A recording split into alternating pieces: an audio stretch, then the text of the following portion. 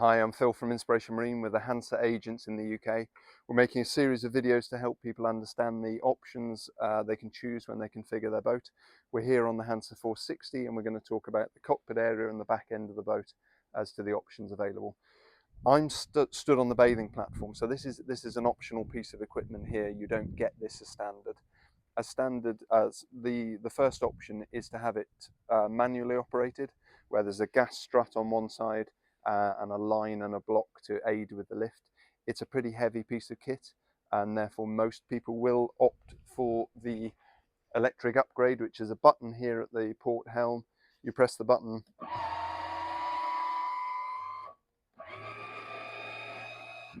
and the electric motor in here drives the door up and down.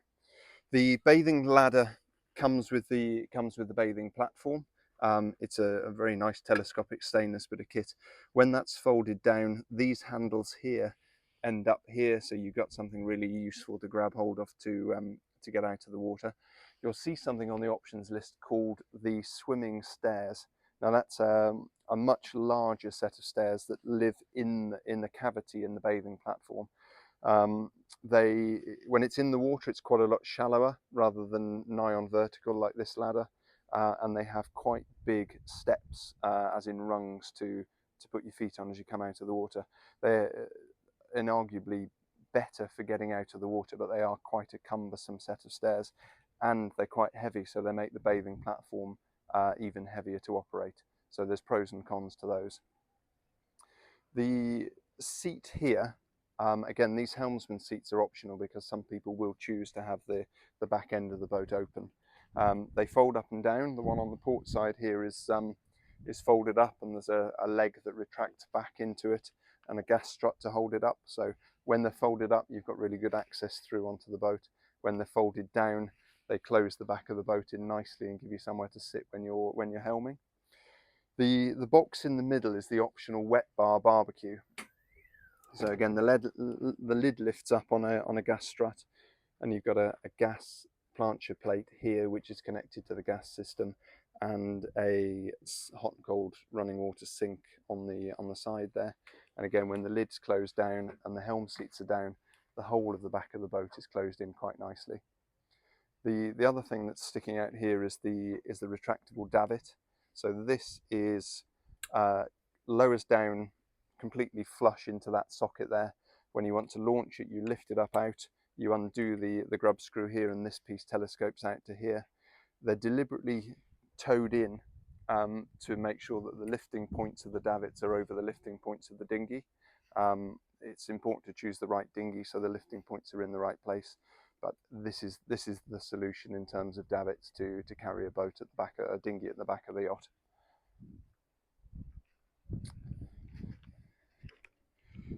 You have loads of storage at the back of the 460.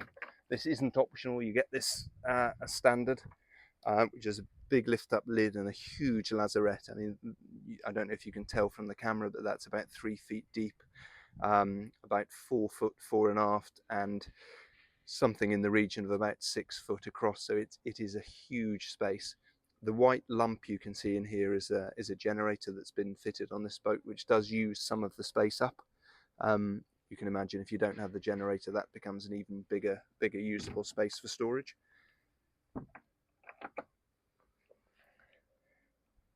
The opposite side to that is this storage space here, which is a dedicated life raft stowage space. It's huge, as you might imagine, so you can get anything up to about a 10-man canister in there. The helm positions on the 460 are great, and these big pods here are standard. What you do with these pods is up to you. So this has got the navigation pack, the B&G nav pack. This is the 9-inch chart plotter. This can either be 9 or 12, which just fills the space slightly better. In terms of thrusters, you can choose either a bow and or a stern thruster. This has both the bow and the stern thruster. That's the bow, that's the stern. You can operate them consecutively. Therefore, if you want the boat to go sideways, you just push them over sideways, or you can make it spin on its keel with one way and one the other. These are the black composite wheels that come as part of the performance pack, although they can be chosen separately if you don't go for the performance pack, and they come in either black or white. The standard wheels are a stainless steel spoked wheel with a kind of suede leather cover on the outside of it.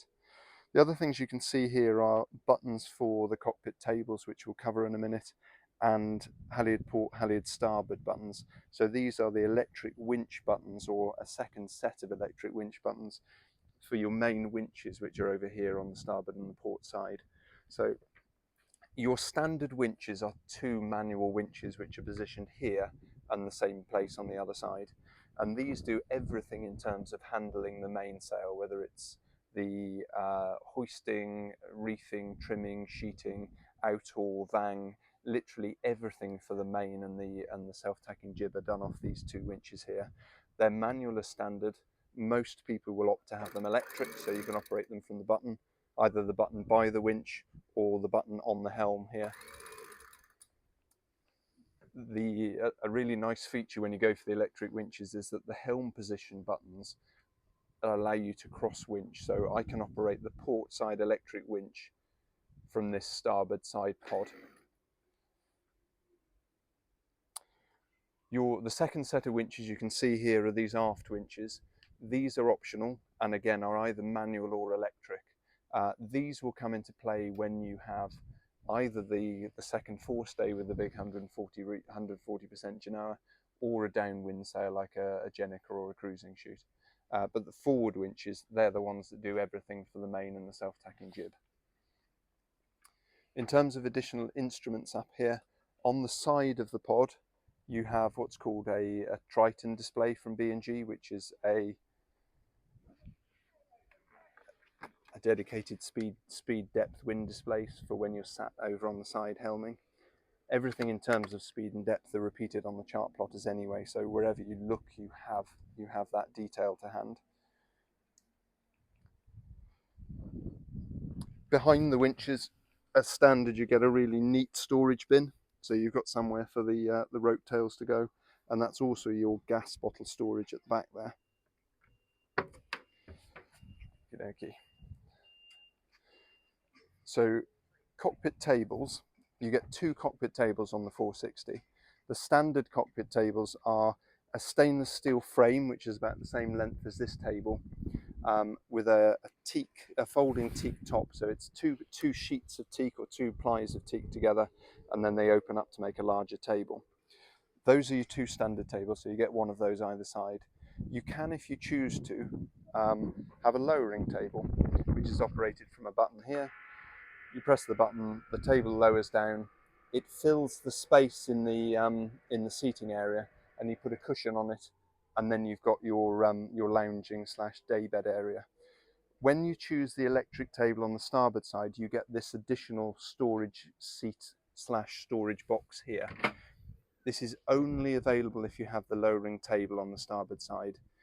The reason being that with the standard tables, the way the frame is positioned doesn't allow that box to exist. You don't get that on the port side. The space on the port side is available for a cockpit fridge, which is 35 litres, ideal for drinks.